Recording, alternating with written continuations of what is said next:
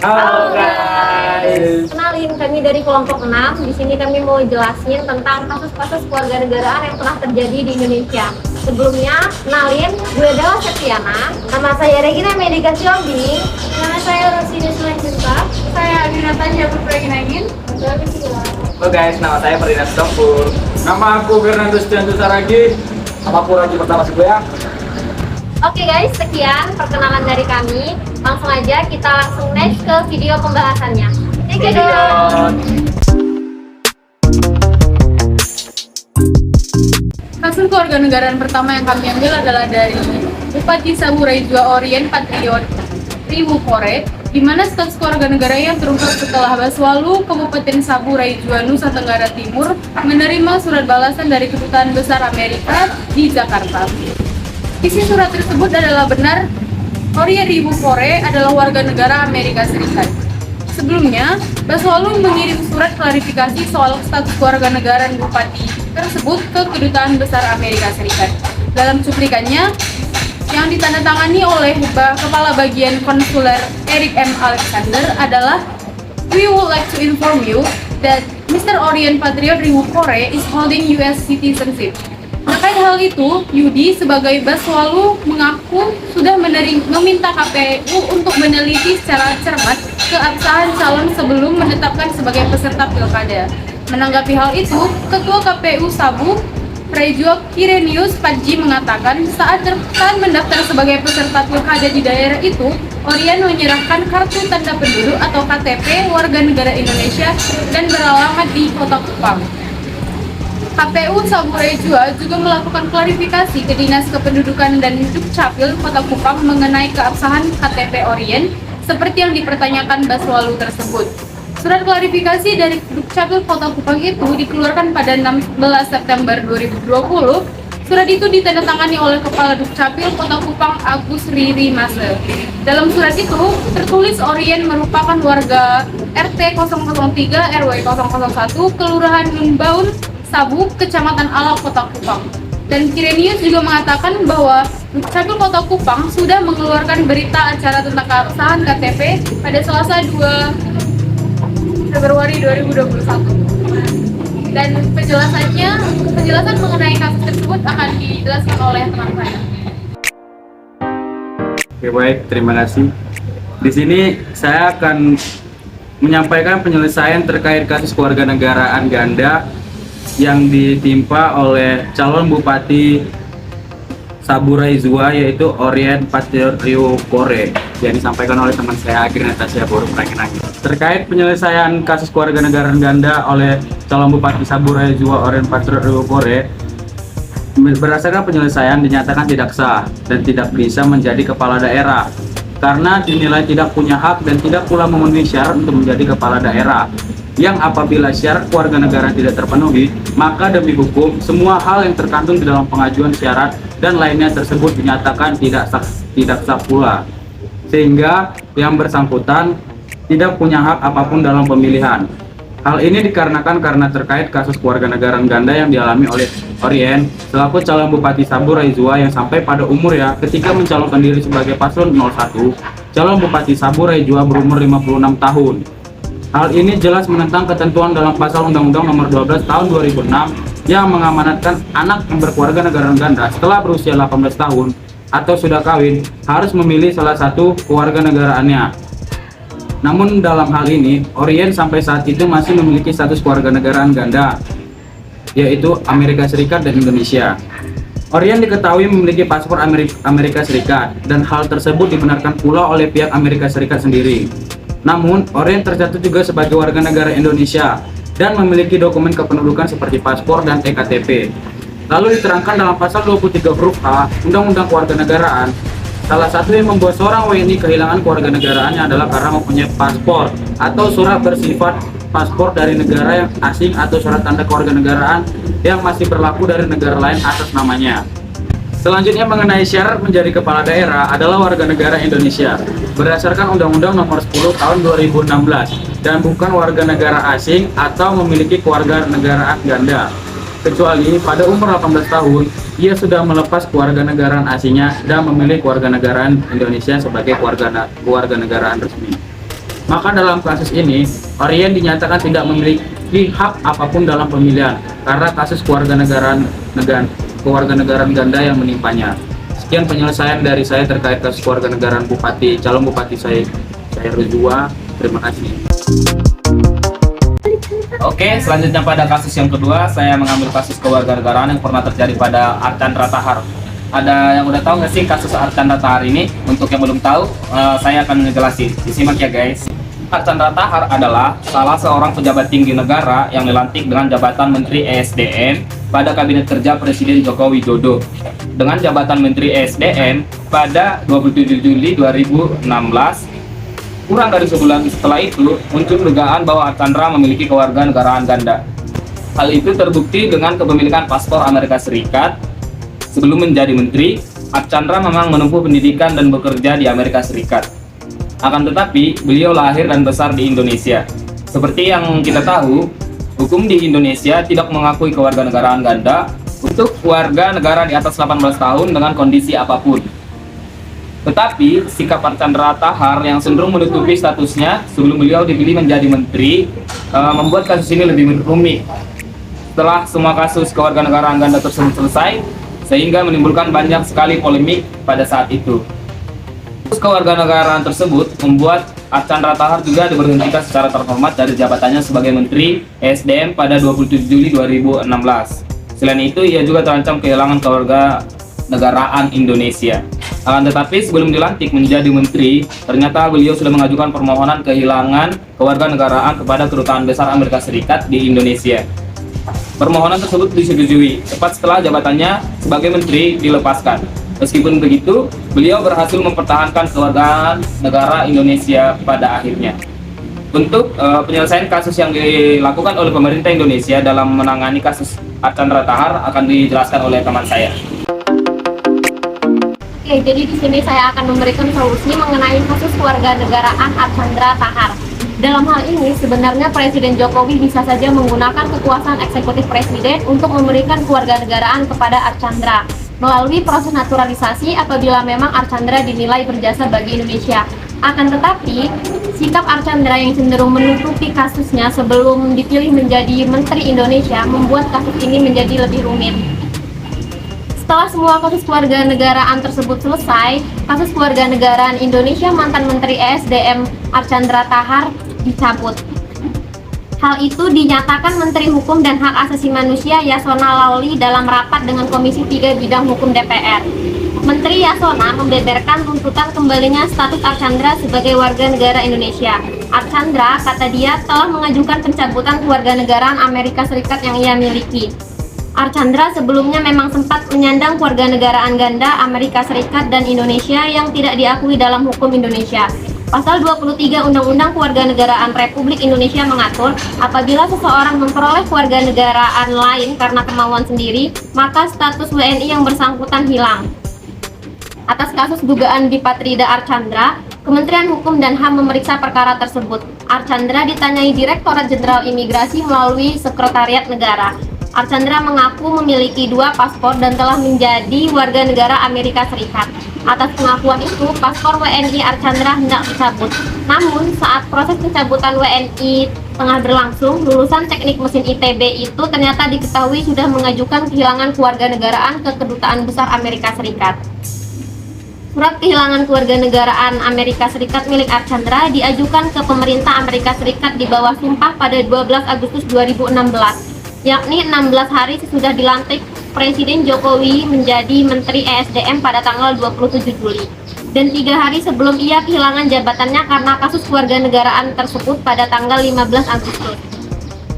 3 hari sesudah surat kehilangan kewarganegaraan Amerika Serikat diajukan Archandra, pemerintah Amerika Serikat mengeluarkan surat persetujuan pencabutan kewarganegaraan Archandra sebagai warga negara Amerika Serikat. Yang artinya, pada hari di mana Archandra dicopot Jokowi sebagai menteri, pemerintah Amerika Serikat juga mencabut kewarganegaraan Amerika Serikat miliknya. Pada surat itu dikatakan, Certificate of Loss of Nationally Approved of State Citizen Service, Department of State, itu dari Kemlu mereka.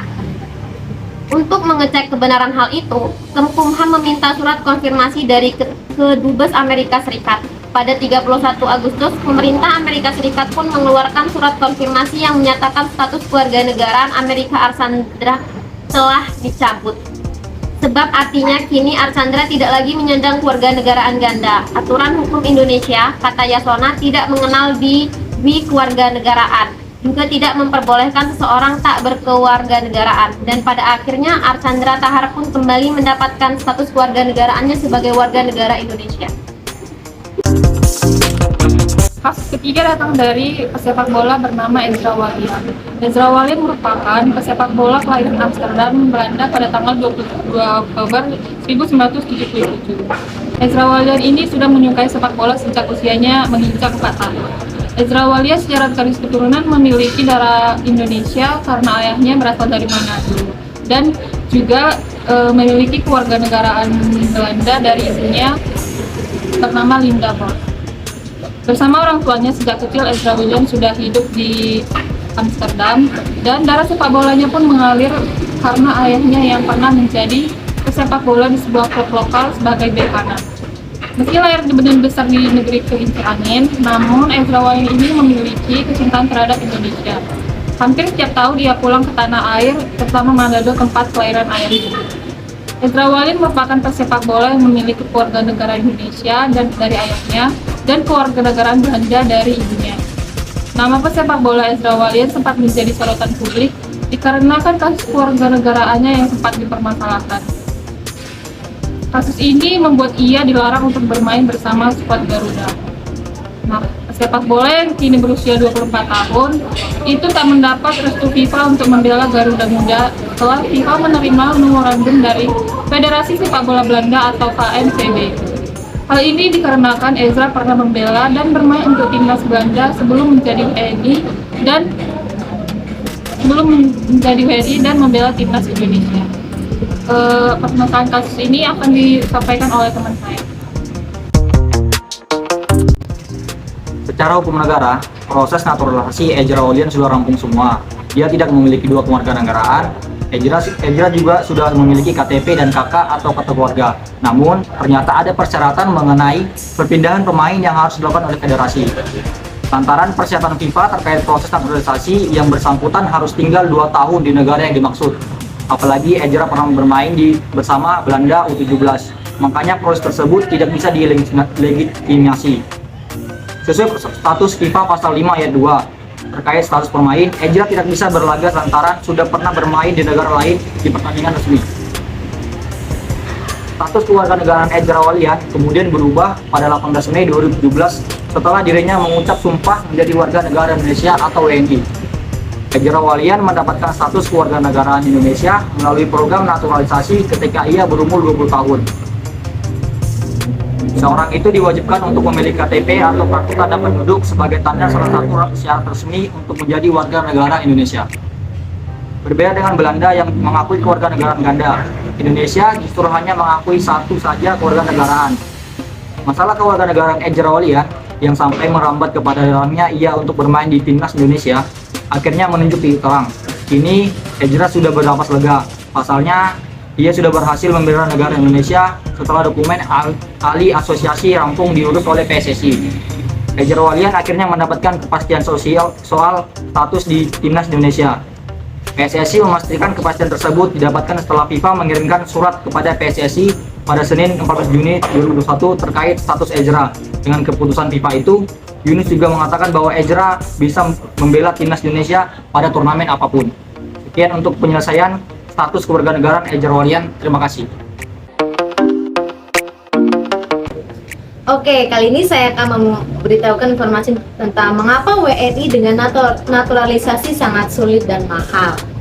Sebelum ke topik, saya akan menjelaskan terlebih dahulu nih, apa undang-undang beserta pasalnya dan apa saja persyaratan menjadi warga negara Indonesia.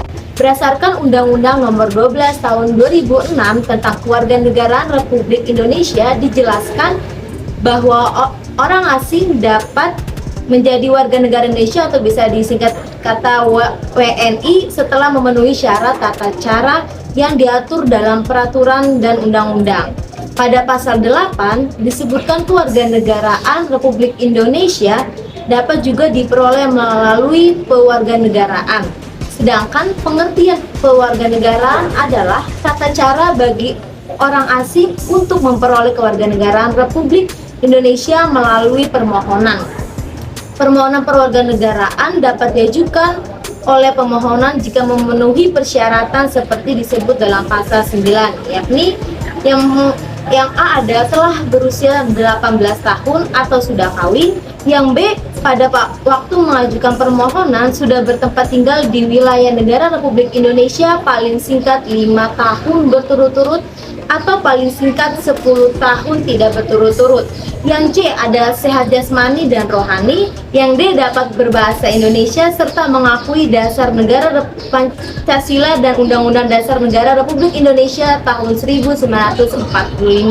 Yang E ada tidak pernah dijatuhi pidana karena melakukan tindakan pidana yang diancam dengan pidana penjara 1 tahun atau lebih.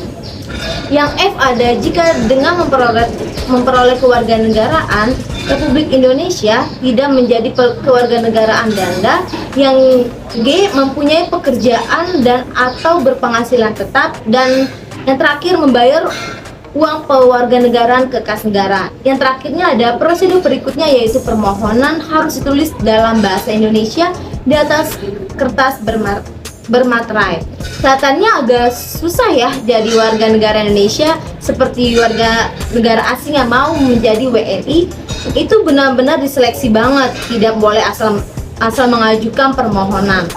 Menurut saya sih ya, menurut saya pribadi, saya setuju dengan persyaratan yang agak ribet gini. Dari warga negara asing yang ingin masuk warga negara Indonesia itu bisa memantapkan niatnya untuk bisa menjadi WNI. Dari sana keinginan dan kecintaannya pada Indonesia akan semakin tertanam dan dengan kokoh, sehingga setelah nanti menjadi WNI ia bisa merasakan betapa indahnya dan bersyukur bisa menjadi WNI. Di sini saya akan menjelaskan mengenai pengaturan tentang kewarganegaraan. Pengaturan tentang kewarganegaraan diatur di dalam 1 UUD 1945 pasal 26 ayat 1, 2, dan 3. Ayat 1 berbunyi, yang menjadi warga negara ialah orang bangsa Indonesia asli dan orang lain yang disahkan dalam undang-undang menjadi warga negara. Ayat 2, penduduk atau warga negara Indonesia yang bertempat tinggal di Indonesia. Yang ketiga, hal mengenai warga negara diatur di dalam undang-undang.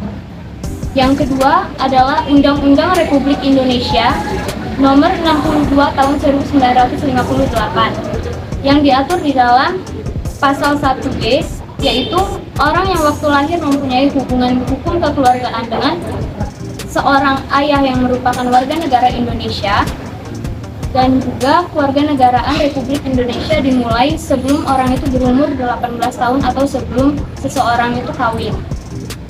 Pasal 2 ayat 1, anak asing yang sebelum berumur 5 tahun yang diangkat oleh seorang warga negara Indonesia apabila pengangkatan anak tersebut dinyatakan sah dalam pengadilan negeri setempat. Pasal 3 ayat 1, anak di luar perkawinan ataupun anak dari perkawinan sah dari seorang ibu yang merupakan warga negara Indonesia yang di dalam perceraian hak asuh diberikan terhadap ibunya, namun anak tersebut dalam kewarganegaraannya mengikuti ayahnya yang seorang warga negara asing, boleh mengajukan permohonan terhadap kehakiman untuk memperoleh kewarganegaraan Republik Indonesia. Pasal 7 ayat 1, perempuan asing yang kawin dengan warga negara Indonesia memperoleh kewarganegaraan Republik Indonesia, kecuali apabila ia memperoleh kewarganegaraan Republik Indonesia tetapi masih dalam kewarganegaraan lain. Hal itu tidak dapat dinyatakan. Pasal 9 ayat 1, kewarganegaraan Republik Indonesia diperoleh suami sendirinya, berlaku juga dengan istrinya, kecuali apabila setelah memperoleh kewarganegaraan Republik Indonesia, istrinya masih dalam kewarganegaraan lain. Pasal 20 berbunyi, barang siapa bukan warga negara Indonesia adalah orang asing. Oke, sekian penjelasan dari kelompok 6. Terima kasih.